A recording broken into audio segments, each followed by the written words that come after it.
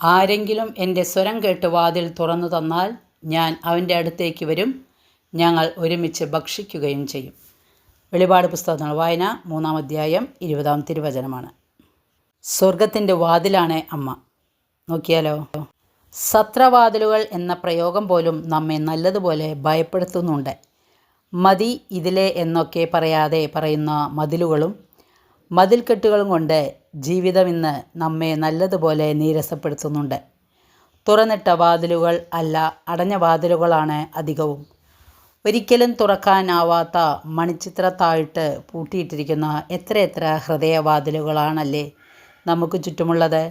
ഇതാ ഞാൻ നിൻ്റെ ഹൃദയവാതിലുകൾ മുട്ടുന്നു, നീ തുറന്നു തന്നാൽ ഞാൻ അകത്ത് പ്രവേശിക്കാമെന്ന് കോറസ് കണക്ക് ക്രിസ്തുവും ചുറ്റുമുണ്ടായിരുന്നവരും ഒക്കെ പറയുമ്പോഴും നമ്മൾ തിരുവചനത്തിലെ ആ ദുഷ്ടനായ മനുഷ്യനെ പോലെ പറയാതെ പറയുന്നുണ്ട്.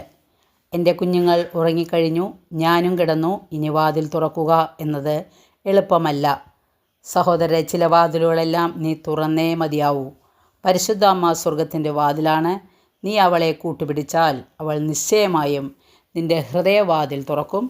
നീ വാതിൽ തുറന്നാൽ നീ അവളിലൂടെ സ്വർഗത്തിലേക്ക് പ്രവേശിക്കും. അവൾ സ്വർഗത്തിൻ്റെ വാതിലാണ്, ഗേറ്റ് ഓഫ് ഹെവൻ. എല്ലാ വാതിലുകളും അടഞ്ഞു പോകുന്ന രാത്രികളിൽ അവൾ നിനക്കായി ഒരു വാതിൽ തുറന്നു തരും എന്ന പ്രത്യാശയിൽ ജീവിക്കാൻ ഈ വചന വായനകൾ നിന്നെ സഹായിക്കട്ടെ. വചനം എല്ലാവർക്കും മനസ്സിലായി കാണുമെന്ന് വിശ്വസിക്കുന്നു. മറിയം ആത്മീയതയുടെ വിളക്കാണ് എന്ന വിശുദ്ധ ഗ്രിഗോരിയുടെ വാക്കുകൾ മുറുകെ പിടിച്ചുകൊണ്ട് വചനത്തിൽ വിശ്വസിച്ച് വചനമനുസരിച്ച് ജീവിക്കുക. വചനം ഇഷ്ടപ്പെട്ടെങ്കിൽ ലൈക്ക് ചെയ്യണേ. Okay, thank you, by.